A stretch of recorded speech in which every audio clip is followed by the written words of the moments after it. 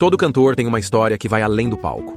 Por trás da fama, existem batalhas silenciosas, escolhas difíceis e uma voz que insiste em não calar. Por trás de cada sucesso, há uma jornada marcada por suor, coragem e verdade. Aqui, a gente revela o que a música não conta, mas a vida sim. Hoje a gente mergulha na vida intensa e na obra gigante de Raul Seixas. O ícone, né? O pai do rock brasileiro. Com certeza. Quem não conhece, Maluco Beleza, Metamorfose Ambulante, Gita, tantos hinos, né? E olha que já se vão 35 anos que ele partiu, mas o cara continua super presente. Impressionante como o legado dele permanece vivo. Pois é. E a ideia aqui é, ir além do óbvio, sabe? Tentar desvendar um pouco o lado mais complexo da história dele. A intensidade toda, as escolhas. E o preço que ele pagou por viver assim, né? Acho que essa é a chave. Isso. Bom, vamos começar do começo. Salvador, Bahia, 28 de junho de 45. Filho de engenheiro ferroviário, mãe dona de casa, tinha o irmão Plínio. Uma infância que parecia normal. Parecia, né? Mas essa normalidade meio que bateu de frente com a escola bem rápido. Ele começou bem, mas depois, no Colégio São Bento, a coisa complicou. Complicou como? Reprovou a segunda série 3 vezes. 3? 3. A fonte diz que ele meio que fugia da aula para ir ouvir rock. Elvis, Little Richard, numa loja lá, Cantinho da Música. Olha só, que curioso isso, né? Uma rejeição clara à escola formal, mas ao mesmo tempo já mostrava uma inteligência diferente, uma curiosidade própria. Exatamente. Ele não se encaixava ali. E essa busca por identidade típica da idade, né? Encontrou no rock um caminho. Faz sentido. E aí, lá por 59, ele montou o Elvis Rock Club, com o amigo Valdir Serrão. Era aquela coisa visual, rockabilly, topete, jaqueta. Ah, clássico. E parece que arrumavam umas confusões pela cidade, umas briguinhas. Era a forma deles de pertencer, de se afirmar fora do padrão. A influência americana chegando com tudo, né? Total. E a família tentou fazer alguma coisa? Tentou, matricularam ele num colégio interno, Maristas. Reprovou de novo. Acho que fica claro que o problema não era a falta de capacidade, né? Era o sistema que não conversava com a cabeça dele. Uma cabeça que funcionava de outro jeito. E ele achou onde se alimentar, né? Nos livros. Sim, ele lia muito, pegava os livros do pai, fuçava a biblioteca de escola, sonhava até em ser escritor, tipo Jorge Amado. Que interessante.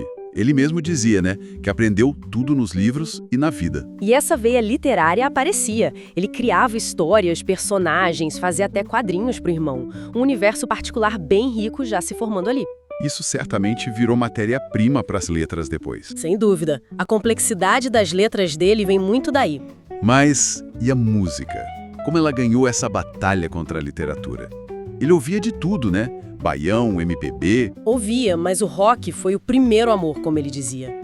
Foi mais forte, mais visceral, talvez. O rock trazia não só o som, mas a atitude, a identidade que ele buscava. Entendi. E daí vieram as bandas em Salvador. Várias tentativas até formar os Panteras, que era ele, Mariano Lan, Eládio Gil Brás e o Caleteniba. Aí a coisa começou a ficar mais séria. Mas aí a vida pessoal deu uma guinada. Ele conheceu a Edith Wisner. Filha de um pastor americano. E se apaixonou, quis casar. Só que tinha um porém. Tinha. O pai dela exigiu que o Raul terminasse os estudos primeiro. Parou tudo. Música, tudo. Focou nos estudos de um jeito impressionante. Em 6 meses, terminou o 2º grau, fez cursinho e passou em 3 vestibulares. Direito, Psicologia e Filosofia. Incrível. Isso mostra uma coisa, né?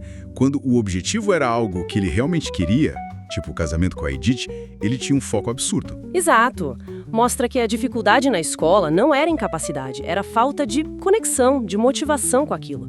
Ele era determinado para conseguir o que importava para ele. Conseguiu. Casou com a Edith e a faculdade. Ah, essa ficou para trás quase que imediatamente. Casou e pronto. E logo depois veio o convite do Jerry Adriani. Isso, para ir pro Rio com os Panteras, tentar a carreira musical para valer. Chegaram no Rio, conseguiram um contrato com a IME Odeon, gravaram o disco Raulzito e os Panteras, em 68.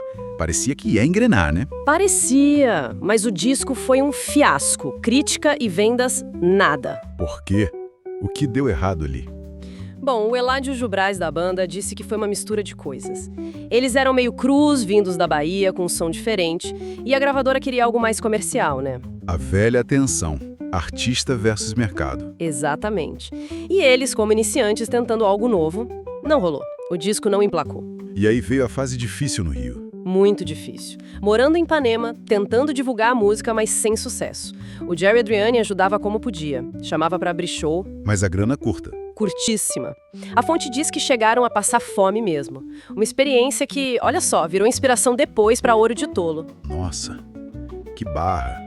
E como isso marcou ele, será? Ah, com certeza. Foi um baque, né? Mas também uma lição dura sobre a realidade, sobre o que era sucesso, o que era fracasso.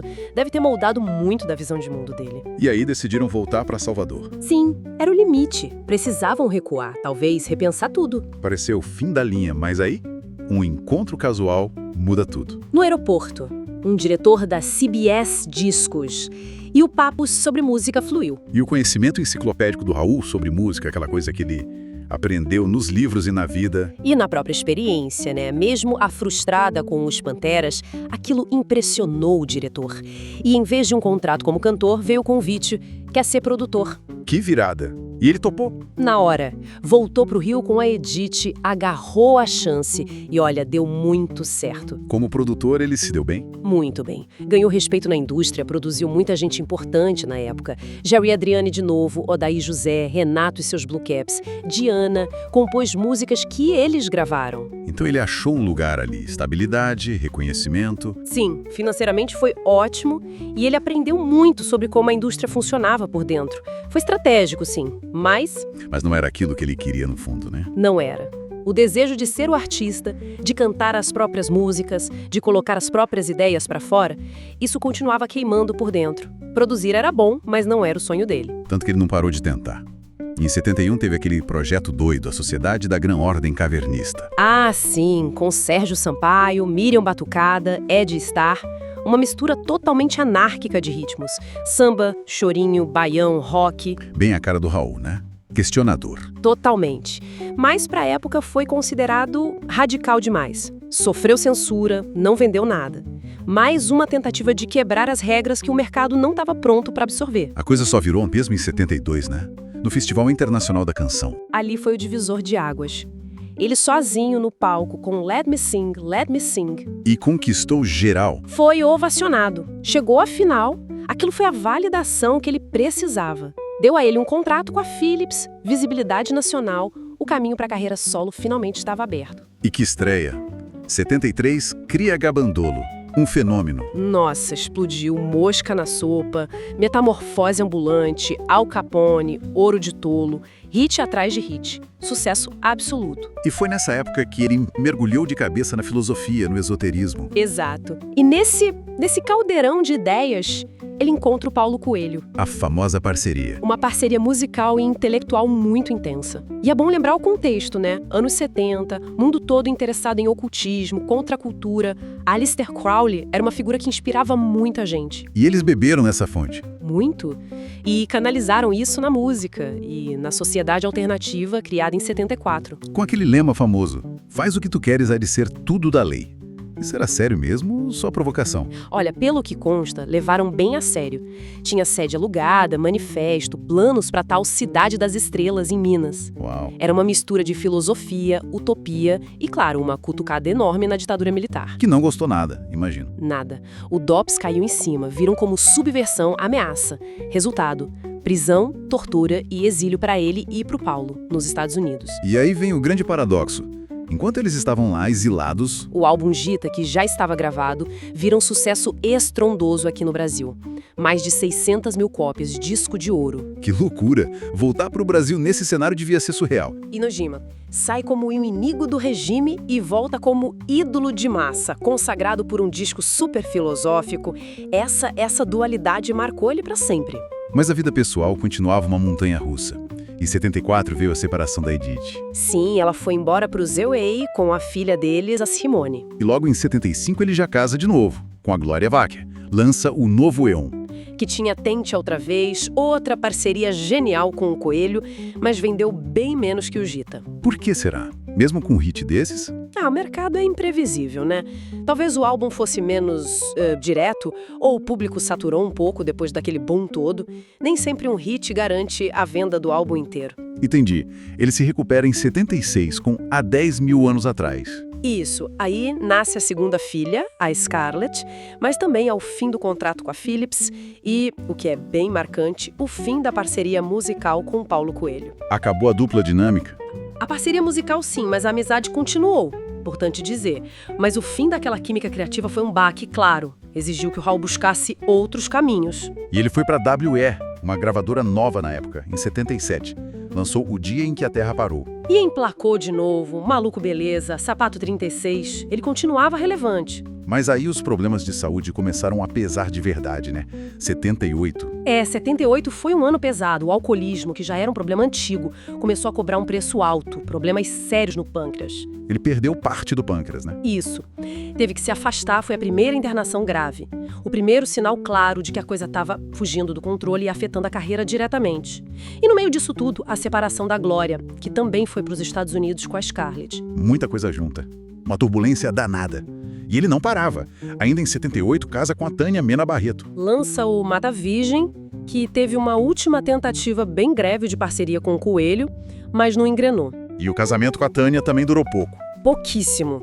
No ano seguinte, 79, já estava separado e junto com Ângela Afonso Costa, a Kika, aí lançou Por Quem os Sinos Dobram, o último disco pela UEA, um ritmo alucinante. Chega a década de 80 e a instabilidade continua. Ele volta para a CBS. Lança só um disco, Abre de Sésamo, em 80, e o contrato acaba de novo. E ele se muda para São Paulo em 81, nasce a terceira filha, Vivian.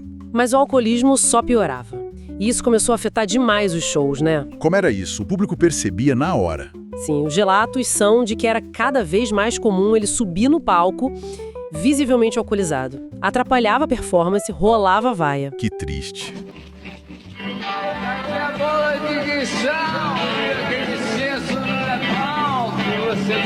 Devia ter uma confusão, né? Se era o personagem Maluco Beleza ou se era. Exato. Se era performance ou um problema real. Mas, ao mesmo tempo, olha que doido, ele ainda era um ídolo tão grande que a Globo chamou ele para aquele especial infantil, o Plunkt Plakt Zoom. Verdade, tinha isso.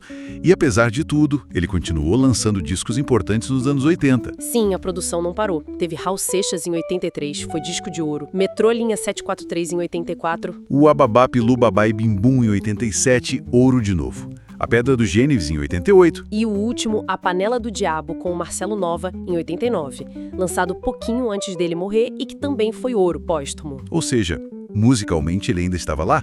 Mas a saúde? Em frangalhos. A fonte fala de uma resistência muito grande a tratamento. Tinha diabetes, outras complicações, ele foi se isolando, ficando apático. É trágico ver essa dificuldade em encarar a dependência, né? Que é o primeiro passo para tentar sair dela. E como isso foi minando tudo, a vida, a carreira, acelerou o fim de forma trágica. E o fim chegou. 21 de agosto de 1989. A notícia que parou o Brasil. Raul Seixas encontrado morto no apartamento em São Paulo. Parada cardíaca por pancreatite aguda, consequência direta do alcoolismo crônico. Uma perda enorme. Enorme. Olhando para trás, para essa vida tão cheia de tudo. 17 álbuns, 26 anos de carreira. O que fica? Por que ele continua tão relevante? Acho que é porque a obra dele, ela transcendeu, sabe? Aquela mistura que só ele fazia. Rock, baião, repente, filosofia, misticismo, crítica social e uma honestidade brutal. Verdade. Isso criou algo único que ainda conversa com a gente hoje. Ele falou de angústias, de buscas, de um jeito muito autêntico e brasileiro. Foi uma vida de gênio, de rebelde. Uma busca sem fim, cheia de contradições. Uma luta constante, né? Não só contra o sistema, mas contra ele mesmo. Ele foi a própria metamorfose ambulante, né? Se reinventando o tempo todo, buscando coisas novas. Mas essa intensidade toda, essa filosofia de viver no limite... Teve um preço. Um preço altíssimo. E pensando naquela ideia da sociedade alternativa, o faze o que tu queres... Fica uma reflexão, né? Como essa busca por liberdade total se manifestou na vida e na obra dele. De um lado, alimentou uma criatividade absurda, explosiva. Do outro... talvez tenha contribuído para um caminho de autodestruição. É uma pergunta difícil. Onde fica o limite da liberdade? Quais as consequências das escolhas? E qual o peso de deixar um legado artístico tão potente quanto o dele? Assunto para pensar, né?